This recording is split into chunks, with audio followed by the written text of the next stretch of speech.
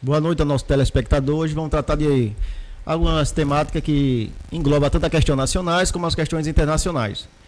E hoje estamos aqui com o professor Jailson, o professor Eduardo e o professor Josivan para tecer alguns comentários relacionados a um assunto de pertinência que acomete, sim, questões trabalhistas, sindicalistas, que é uma das questões mais pertinentes, que compromete muito a questão do trabalhador, que tem, na verdade, né, as suas questões de sua jornada de trabalho, que tem, na verdade, um sistema de sindicato predador, ou um tipo de parasitismo na sociedade brasileira.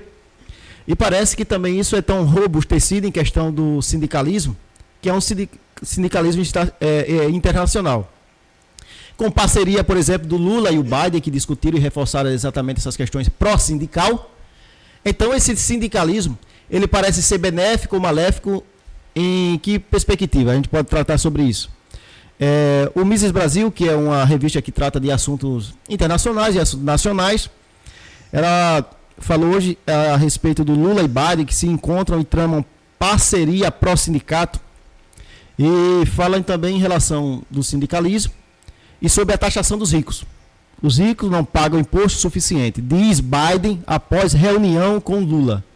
Nesse caso, professor Eduardo, como é que você enxerga o sindicato, esse sindicalismo internacional, que parece que ele está firmado naquela fala muito antiga do defensor do proletarismo, que era o Karl Marx, que dizia proletário de todo mundo, univos. E parece que existe sim uma unidade, uma aliança cimentada pelos Estados Unidos em relação ao senhor Biden e ao senhor Lula, que dizia proletário de todo mundo, ou trabalhadores de todo mundo, univos.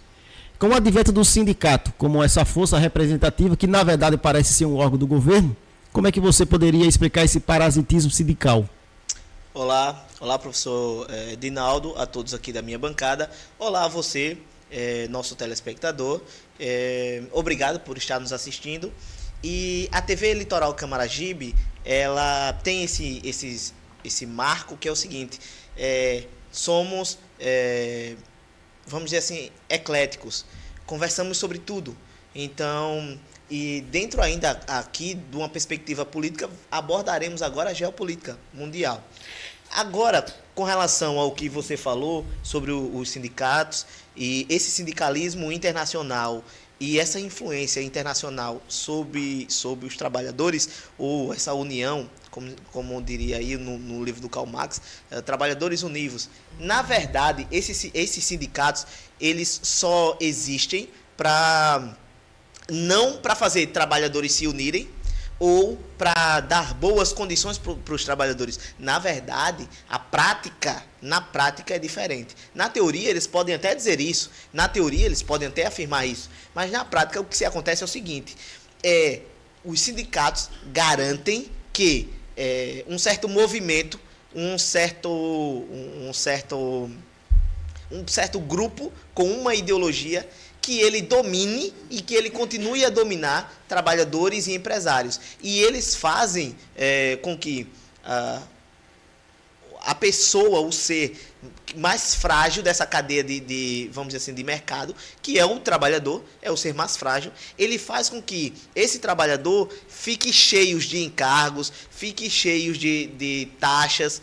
E o sindicato quer isso mesmo. Na verdade, eles ficam com esse pretexto, como você fala aí, de trabalhadores univos, mas na prática, o que eles fazem é dissessões, é briga entre trabalhadores. E eles trazem como que uma falsa paz. E além de tirar o dinheiro do trabalhador. Porque o que o sindicato faz? Qual é a grande marca do sindicato?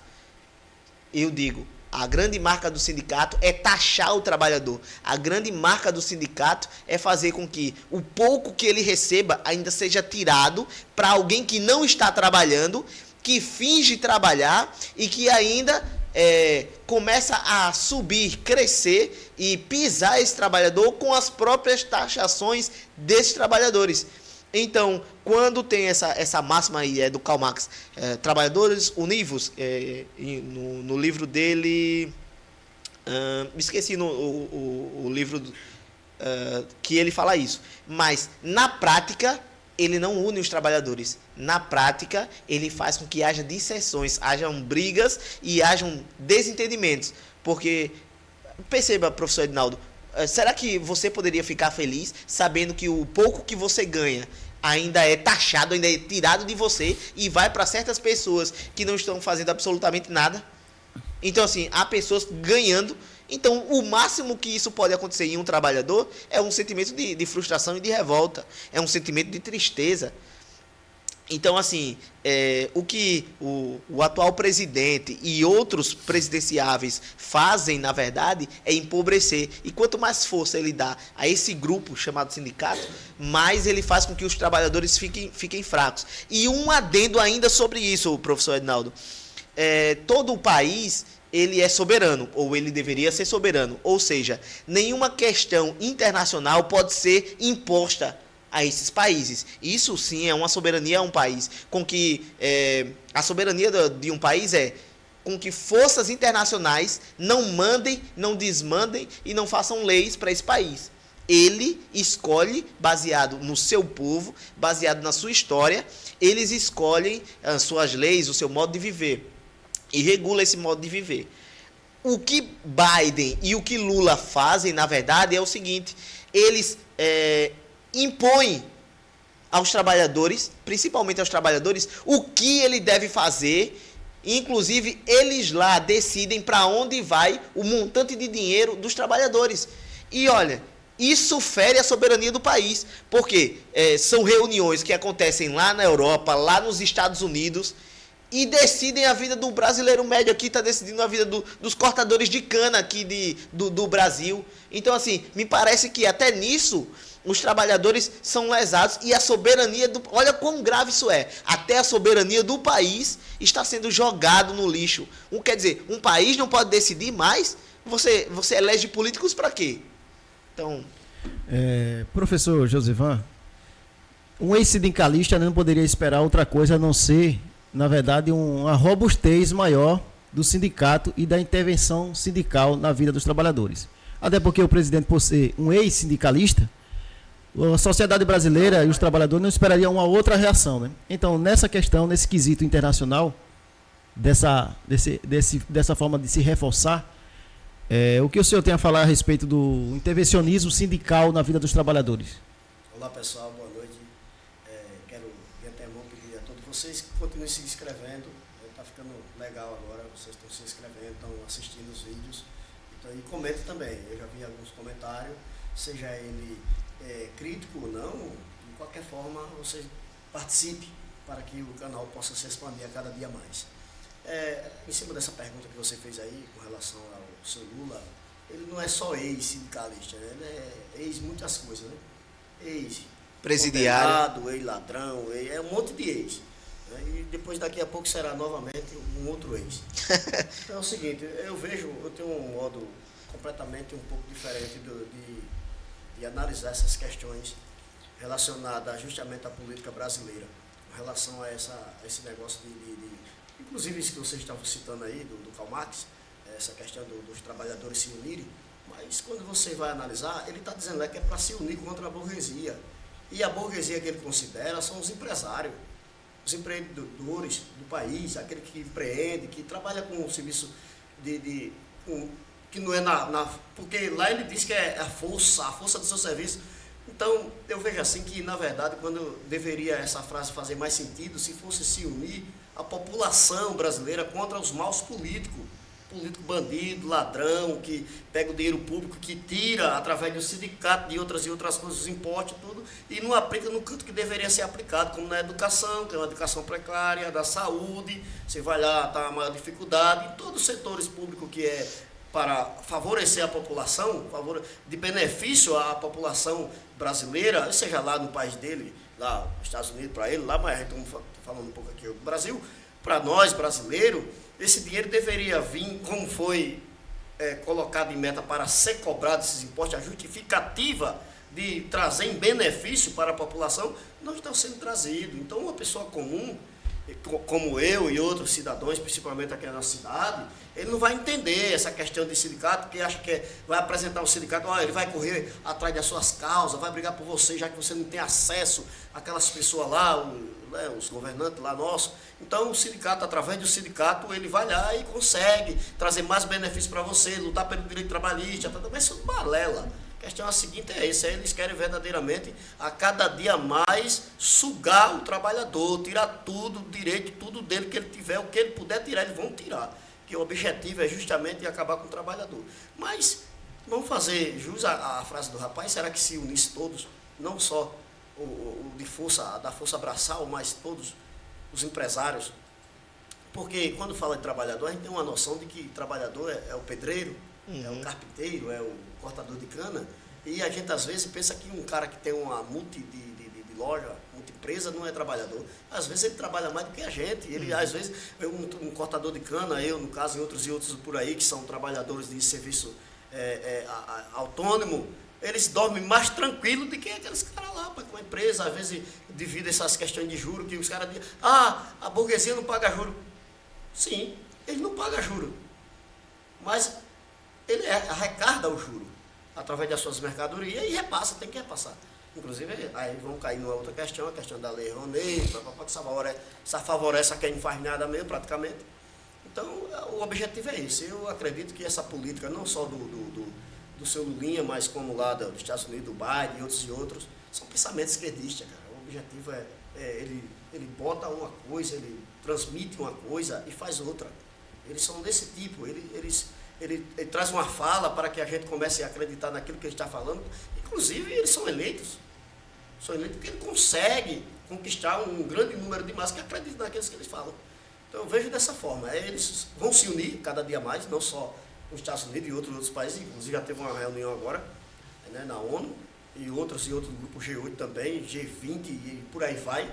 E essas reuniões é justamente para tratar das coisas dos trabalhadores, da população de cada país. Será que é para trazer o benefício para cada um de nós? Porque estamos nessa peleja desde que existe mundo. Quem sabe Deus não se levante um homem aí que realmente queira trabalhar para o povo brasileiro, aqui no Brasil. Seguindo a mesma linha, Jair, são duas esquerdas, né? Uma esquerda americana, democrata progressista, e uma esquerda brasileira, representando o Brasil, o senhor Inácio Lula da Silva. Então, em relação a essa linha do sindicato, como é que você pode definir esse sindicalismo internacional e também essa robustez interna no Brasil? Um alô para todos aqueles que seguem o canal, aqueles que dão aquela curtidazinha, que dá sempre seu ponto de vista lá, que como foi falado agora pelo professor Josivan, alguém já começou a descrever, escrever, citar alguma coisa. Compartilhe também, se inscreva no canal, seja um participante, és bem-vindo. E nesta noite, Edinaldo, é um assunto muito bom para ser discutido, que realmente às vezes é tão aplicado no dia a dia do trabalhador, seja ele do setor privado, público, e é desconhecido realmente. Ou seja, a maioria da classe ela só busca quando se vê desfavorecida, mas desfavorecida com aquilo que não precisava estar sendo desfavorecido. Ou seja, há um jogo nessa questão aí. Por exemplo, se o Lula tivesse interesse de beneficiar os trabalhadores, os pobres trabalhadores, como assim ele destacou nessa reunião, ele não precisava ir aos Estados Unidos se reunir com Biden para um internacionalismo, uma reunião internacional e um sindicalismo internacional. Não precisava, porque ele foi eleito pelo povo para ajudar o povo, para beneficiar a nação, para ajudar os trabalhadores. Então, ele tem um congresso para isso, né? E outra, a nossa nação brasileira ela já contém dentro da sua carta, lá no Estado Novo, na época de Getúlio Vargas, que foi constituído lá os direitos trabalhistas.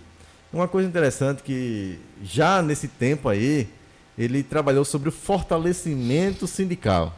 Ou seja, o cara dá os benefícios, mas deixa lá o anzol para puxar os benefícios. Então é uma jogada aí onde eles falam sobre o empoderamento dos trabalhadores. Mas assim, é mais uma cortina se passando por cima e uma máscara sendo lançada aí para iludir novamente os trabalhadores. Então, nessa reunião entre Biden e Lula, eles trataram sobre as questões internacionais de ambas as nações, e falaram sobre a questão da dignidade do trabalho, ou seja, fortalecer o trabalho, fortalecer o trabalhador, né? Ele falou também sobre eliminar o trabalho escravo infantil. Isso aí a gente entende mais uma vez que é mais uma máscara, na verdade. Então a gente entende o seguinte: ele falou sobre o empoderamento dos trabalhadores. Quando nós olhamos para a nossa nação, para a política trabalhista do nosso país, nós contemplamos o seguinte: um presidente que é sindicalista, não é ex-sindicalista, ele é sindicalista, ele é pró-CUT, e aí, ou seja, há uma jogada entre os governos, ou seja, há um acordo que desfavorece, segundo a nossa lei orgânica, né? O trabalhador não precisava entrar com um processo para requerer os seus direitos. Já era para ser automático. Mas como isso é uma jogada política para atrapalhar ainda mais a vida do sofredor brasileiro, ou seja, eles recuam para que eles recorram a um braço ajudador, que é, entre aspas, o sindicato ajudador, que na verdade é mais uma sanguessuga, né? Então é o seguinte, aí ele recua aqui, o trabalhador era para ser beneficiado segundo a lei, sem protocolo nenhum, ser automático. Aí ele recua aqui, o executivo, para o trabalhador procurar o auxílio sindical, para aí o sindicato com os executivos entrar em acordo. Porque, na verdade, quem sai mais no lucro aí é o sindicato. Porque o sindicato ele aparece como se fosse um mediador, tem o trabalhador e o empresário, né? Sem necessidade, né? Porque a nossa lei ela já prevê tudo isso aí. Ou seja, é automático. Se você ingressa na parte privada, no setor privado, já tem uma lei que organiza tudo isso aí. Mas deixa uma brecha lá para também que você vá sofrer para recorrer ao sindicato para ter aquela jogada. Ou seja, o trabalhador é mais uma massa de manobra. Ser mais uma massa de manobra. No setor público não é diferente, cara. Apesar de que ocorre com mais frequência. Não precisava o trabalhador requerer determinados direitos, que já está previsto em leis, em estatutos, mas aí cada prefeito ou governador, presidente, vai lá rechachando, limitando para que eles corram ao sindicato. É interessante nisso aí também, é que já que o Lula ele busca lá um auxílio no Biden, né, que como você falou, são socialismo com máscaras diferentes, mas o objetivo é o mesmo. O núcleo é o mesmo, né? O núcleo é o mesmo. Aí é o seguinte, aí o governo ele lança uma proposta de lei para aumentar os impostos, ou seja, era descontado 1% em folha, né?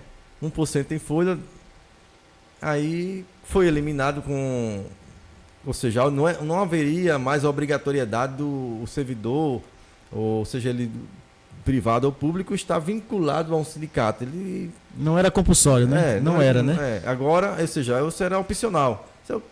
Eu sou simpatizante, eu vou a filiação do trabalhador é facultativa, né? É facultativa. Agora, ou seja, ainda está momentâneo, que eles querem fazer o seguinte, ser obrigatório, mas aí você vai ter que recorrer dizendo, eu não desejo disso aí, ou seja, vai ser um processo longo para você se desfiliar.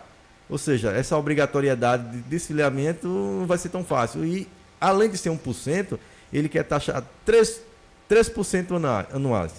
Ou seja, se era descontado 1%, aí agora vai aumentar para 3%. Ou seja, se está fortalecendo, e o objetivo dessa reunião era empoderar o trabalhador, ou seja, dar mais garantia, dar mais qualidade, como é que você vai dar mais qualidade se internamente você lança uma proposta de lei que está prestes a ser aprovada, não sei se já foi, se acompanhei, eu não acompanhei aí até o final, mas está para ser votado, ou seja, 3%. Vai subtrair mais, né? Ou seja, vai ferrar ainda mais com o pobre trabalhador que se esforça, ganha pouco e vai diminuir ainda mais, ou seja, vai descontar ainda mais. Infelizmente, há muitas pessoas que ainda estão iludidas com o então presidente, né, com a máscara de bondade, mas aí a ruindade dele a cada dia mais, e as pessoas abram os olhos, façam pesquisas, acompanhem os noticiários, dá uma entradazinha lá na Câmara Legislativa no Congresso, tanto no Senado como na Câmara dos Deputados, observe direitinho algumas pautas que estão sendo tratadas concernente à população, ou seja, a grande maioria dela, para ser aprovada rapidamente, é aquela que não vai beneficiar. Então essa pauta aí, ela vai sair rapidinho. Ou seja, porque vai chegar lá no trabalhador humilde, sofredor, que já não tem dignidade, não vai ter dignidade de trabalho, ou seja, melhorias, condições.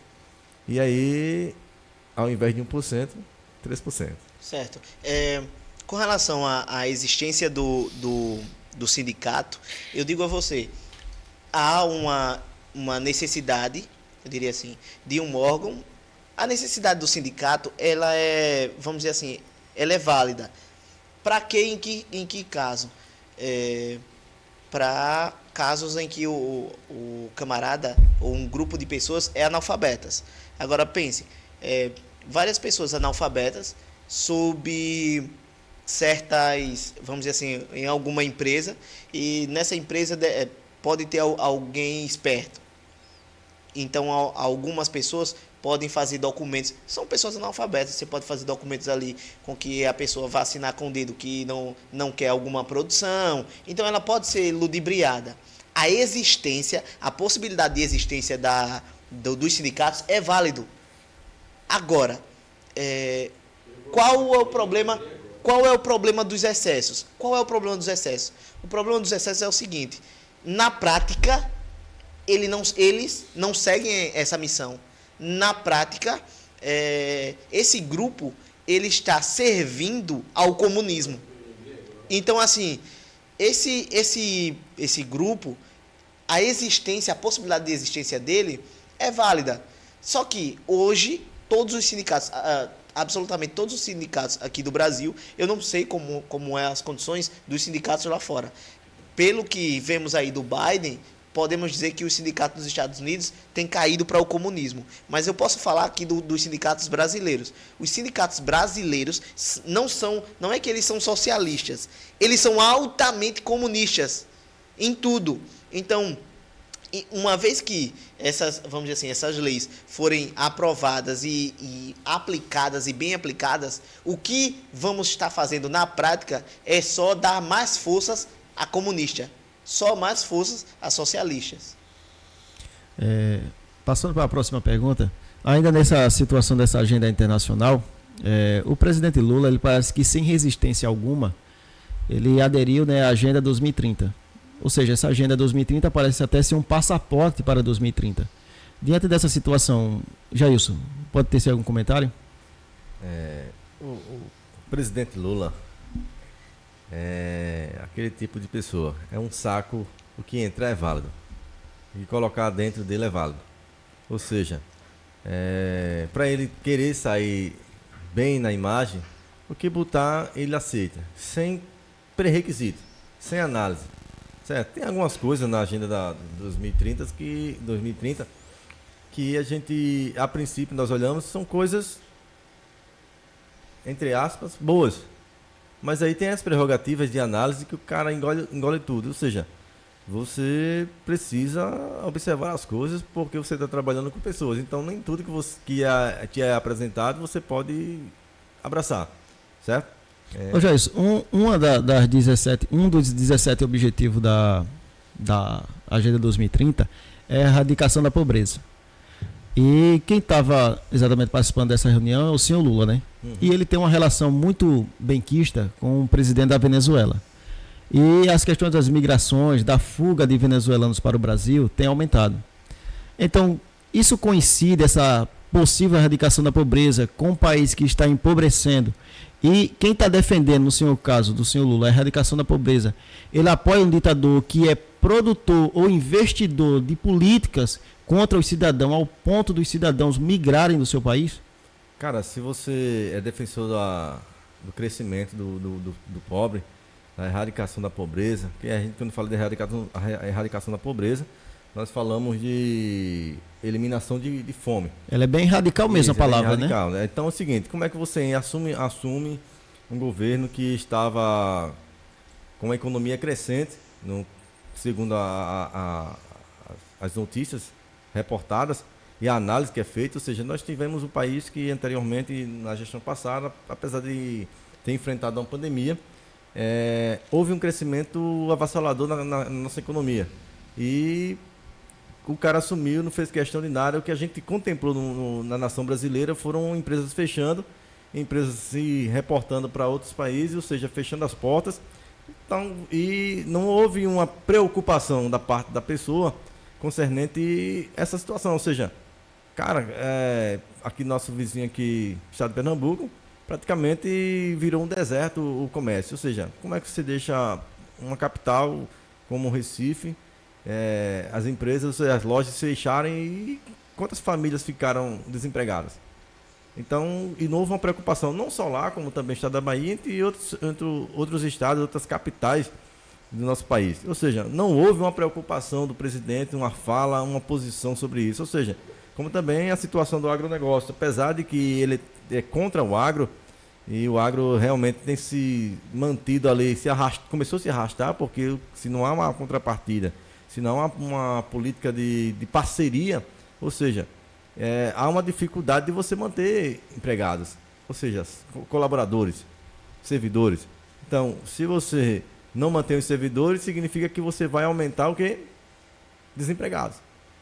Com isso, tem deixado a desejar, cara. Josivan, é bem conflitante essa situação. Por exemplo, repetindo a questão da pergunta. O item número 1 da Agenda 2030 é erradicar a pobreza. E não coincide um país que é contra ou anti ao agronegócio conseguir promover exatamente esse item da agenda. Na situação do Lula, que ele parece ser anti o agronegócio e a favor de políticos ditadores cujos seus cidadãos fogem do seu país em busca de refúgio em outra nação, nessa situação, como é que você vê que nesse conflito de erradicar a pobreza e combater o agronegócio, isso pode, na verdade, desembocar na possibilidade da Agenda 2030 começar a dar certo? Na verdade, analisando os fatos, a gente percebe até que existe uma incoerência com relação ao que a gente estava falando há quase nesse instante, acerca dos sindicatos, com relação à agenda global, a Agenda 2030, com a erradicação da pobreza. Veja só, eu quero fazer um comentário conclusivo para os nossos telespectadores, para ele que ele possa entender mais um pouco com relação à cobrança e a imposição que vai ser feita a eles a aderir os sindicatos. Antes, o trabalhador pagava 1% ao ano, ou seja, um salário de 1.300, vou arredondar aqui, você ia pagar 13 reais por ano ao sindicato.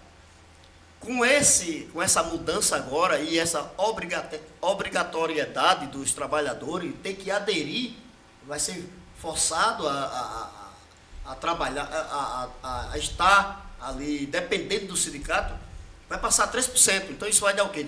Em torno de R$39. Ou seja, vai aumentar de 13 para 39. Existe no Brasil cerca de 43 milhões de trabalhadores. Carteira assinada. Aí você veja quanto, porque na verdade o sindicato não passa de um braço do governo. Então era cobrado quanto? Se fosse 1%, 43 milhões. Era 13 reais e dá em torno aí de alguns milhões. Cobrando 39 vai passar para bi. Veja a arrecadação que ele vai fazer. Aí como é que agora você traz uma informação... Telespectador, isso é um cálculo de um professor de matemática que está fazendo exatamente agora, viu? Preste atenção. Aí como é que você vem trazendo uma informação que está na ONU para acabar com a pobreza e, ao mesmo tempo, você impõe aos seus trabalhadores, a sociedade brasileira, a aderir uma forma de um pagamento obrigatório desse ao sindicato? Então, na verdade, o que eu vejo, essa agenda globalista, isso aí não passa de uma arapuca. Porque, veja só, como é que eu vou acabar com algo, que no caso é a pobreza, se eu não eliminar aqueles que são pobres? É a única opção que eu vejo. Só tem um jeito de acabar com a pobreza, é acabando com os pobres. Será que esse seria... Não estou afirmando nada, é uma pergunta minha para eles que talvez um dia ele assista esse vídeo. Eu vou perguntar para vocês, que faz parte aí, nosso representante brasileiro na ONU, Será que seria isso o pensamento de vocês? É acabar com a pobreza, destruindo, matando literalmente os pobres? Porque é a única forma que eu vejo. Até porque, né, professor Van, em todos os tempos e em todas as sociedades existiram pobres. Ou seja, a pobreza é um mal que segue a sociedade. Nunca ninguém conseguiu erradicar. E ele, com o objetivo, ele mantém o povo na pobreza, porque há objetivo para isso. Porque, sendo assim, o pobre vai depender do governo. Mas você pode observar que a gente não vamos fazer de conta que não aconteceu as coisas, que não está acontecendo as coisas no mundo, no Brasil, por exemplo. O número de pobres, eu acredito que tem diminuído bastante. A classe média tem crescido bastante. Mas isso a gente vamos atribuir a quem? Vamos atribuir ao próprio ser humano, à própria sociedade, que começaram a abrir os olhos. A produzir mais coisas. Claro, então não é a eles. E eles, percebendo isso, começaram a usufruir mais ainda. E taxando imposto, mais imposto. E aí só vejo uma forma, que talvez seja essa dele, é a minha interpretação, que é matar os pobres. Porque sabe por que eu digo isso? Porque também existe uma pauta que é acabar com o dióxido de carbono, o CO2, que é o gás emitido por seres humanos, queimada, esse tipo de coisa. Os carros, inclusive nos Estados Unidos, já acabaram com o carro a gasolina. Né? Tem um projeto de lei para também... Só que tudo a combustão vai gerar o CO2. Claro, então, seja etanol, o que for. Isso é um assunto que a gente vamos levar lá para o Big Bang. Vai levar lá para o Big Bang, porque é objeto de camada de ozônio, aquilo outro que é um outro assunto, talvez a gente, um outro bloco podemos falar isso aí. Então, ele tem lá um projeto para acabar com o CO2. Como é que acaba com tirar a respiração? CO2 zero. O que é que eu respiro? Dióxido de carbono. Todos nós, seres humanos, então vai matar os seres humanos? É isso que eles estão querendo fazer? É uma pergunta. Estou afirmando nada, estou apenas perguntando. Seria isso que vocês têm para fazer para a população brasileira? Para nós, inocentes, os mortais, que estamos aqui dependendo de vocês? Seria isso? Responda para nós. No caso, a gente respira oxigênio, mas respiramos oxigênio, mas no caso, se pegamos um dióxido de carbono, fica mais difícil da gente processar para oxigênio e absorver. Mas é de fato o que você está falando. É um equilíbrio, cara. É um equilíbrio, porque é o seguinte, o nosso organismo ele precisa de CO2 também. Sim. Pouco, mas precisa. Ou seja, nós precisamos mais de oxigênio, porque nós inspiramos e expiramos o oxigênio. É um equilíbrio. Água com gás, que é dióxido de carbono. E o interessante, professor José, que foi falado aí, o governo atual, o presidente atual, ele taxou o seguinte, que a classe média brasileira ela tem se desenvolvido muito, tem crescido. Como é que você taxa, se preocupa com o crescimento e quer erradicar a pobreza desse jeito? Entendeu? É uma contradição sem lógica.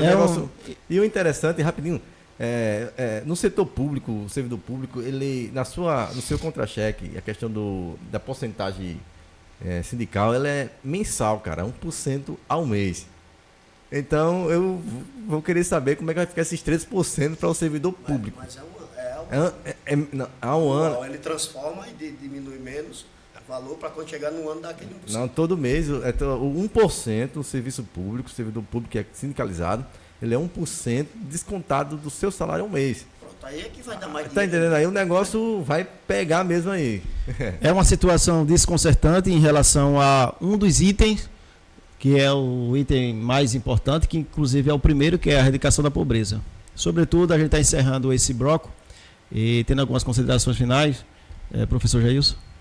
É um assunto pertinente a cada trabalhador, a cada cidadão, e se interessa, é muito, muito bom, ou seja, acompanhe as políticas públicas dos governos atuais e veja que quase nada está sendo produzido em benefício às famílias. Ou seja, acompanhe para que você fique inteirado daquilo que realmente está acontecendo. Eduardo? Eu só quero agradecer a todos aí os nossos telespectadores que têm nos acompanhado, que têm nos ajudado, e também quero chamar você, se inscreva no canal e dê um joinha, comente, principalmente quando eu discordo de você, Eduardo, pode comentar, e muito obrigado por sempre estar conosco. Josivan? Pessoal, talvez você, não sei se você consegue às vezes assistir o vídeo todo, porque nem todo mundo assiste até o final. E talvez você assista a esse vídeo e depois pergunte para você mesmo, para si, E eu vou fazer o quê? O que é que eu posso fazer? Vocês têm um método para que eu possa fazer e me livrar disso aí? Realmente não temos um método, e nem você vai ter, porque é contra o governo, contra o Estado, a gente não podemos nada contra ele, mas existe uma questão psicológica. Isso, quando vier de encontro a você, não pegue você despreparadamente com um psicológico fraco, né? E aí você vem acarretar alguns tipos de doença para a sua vida. Então, vá se preparando, vá analisando, pesquisando as coisas para se você fortalecer psicologicamente, porque isso vai vir. Não se esqueça de se inscrever, de curtir e comentar. Obrigado pela sua atenção.